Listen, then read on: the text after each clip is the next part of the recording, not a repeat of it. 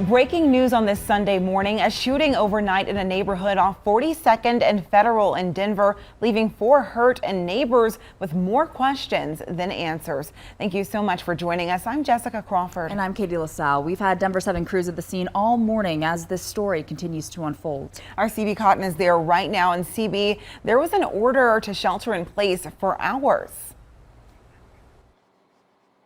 Jessica, that's right. And that shelter in place was lifted at around 3:30 this morning. But now 5 hours later, we're seeing officers still on scene, hard at work. We're here at the intersection of West 42nd Avenue and Clay Streets. And I want to draw your attention to this home right on this corner. We're seeing just moments ago detectives moving around, taking photos in the backyard, taking photos of the home. And at this point, we don't know how this fits into the context of the other facts we know, but I want to review those right now.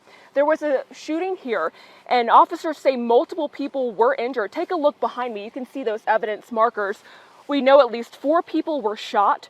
We don't know their condition at this time, only that they were taken to a hospital for treatment. And again, this happening all after 1:30 this morning. Denver 7 crews, as you said, we arrived shortly after, and we saw detectives looking in homes with flashlights and others keeping watch of the crime scene. We could see several pieces of clothing or perhaps even a towel left in the middle of the road. Near that clothing, what appears to be a few bottles of beer. I want to point out this is the Berkeley neighborhood, and the crime scene is situated in an area that's entirely residential. We spoke to a man who didn't want to be identified, but he shared what he heard. Take a listen.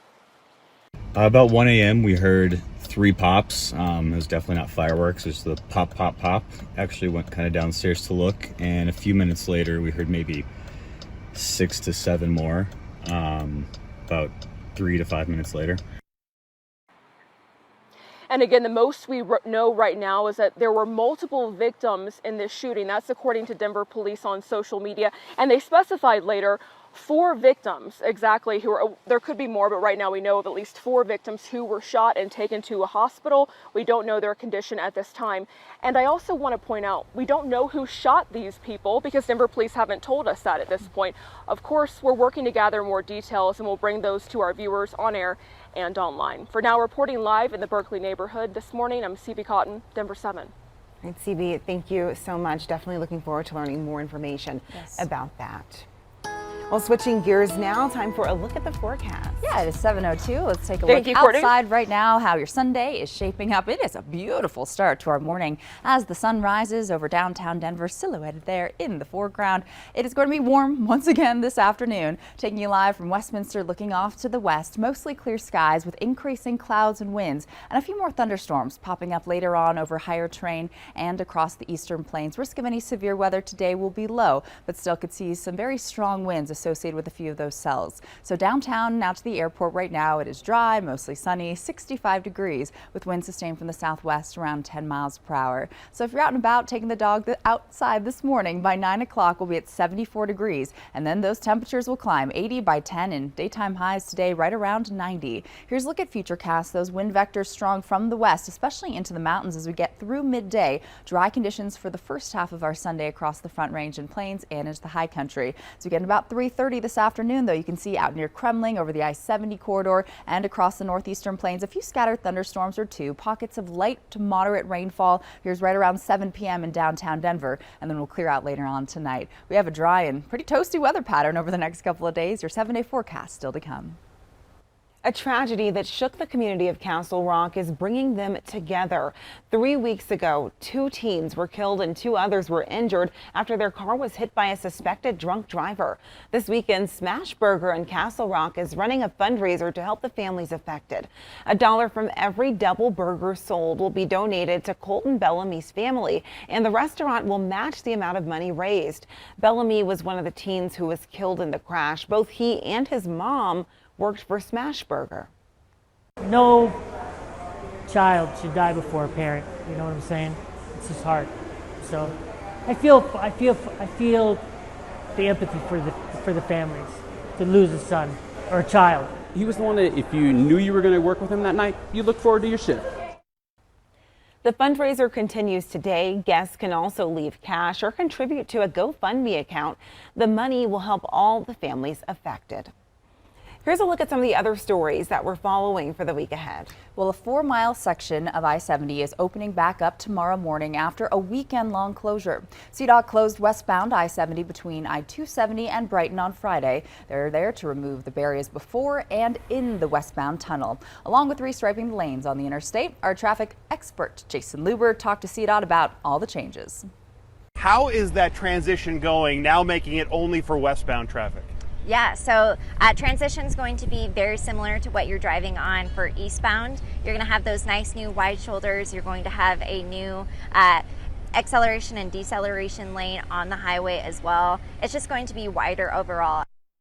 CDOT says the drive should be smoother thanks to that new pavement inside the tunnel. That 4-mile stretch will reopen at 5 a.m. tomorrow. And take a look at this. The launch pad for NASA's newest moon rocket was struck by lightning yesterday. The uncrewed Artemis mission is set to lift off on a crucial test flight tomorrow. Much of the design and development was done right here in Colorado. Engineers at Lockheed Space in Jefferson County are going to be watching closely. Well, it's a huge effort to build a spacecraft like this. It takes a huge team. We've been spending many years getting ready to build this spacecraft. You want to test everything before you launch. The spacecraft is going to try a 6-week trip beyond the moon and back. And if tomorrow's launch goes according to plan, NASA could launch a test flight with astronauts on board as early as 2024. The goal is to land on the moon by 2025. The preseason is now over this morning, and the Broncos wrapped everything up with a win. But now players are on edge with big roster cuts on the horizon. Here's Broncos insider Troy Rank. The preseason is over. The Broncos closed it out in style, crushing the Vikings by 10. Players made a statement, like McTelvin Ajim. He wrote a diary of havoc. Baron Browning looks like a natural at outside linebacker. KJ Hamler showed he's healthy. But a lot of other players on this roster, they're gulping Tums because of anxiety. The roster must be cut to 53 by Tuesday at 2 p.m. I know I've done enough. I've done enough as a quarterback in this league. I feel like I've proven myself to be a dependable guy. My play speaks for that. I'm playing in so many different systems, so many different offenses. I just feel like I'm in a good rhythm of playing quarterback. I think it's evident on the tape.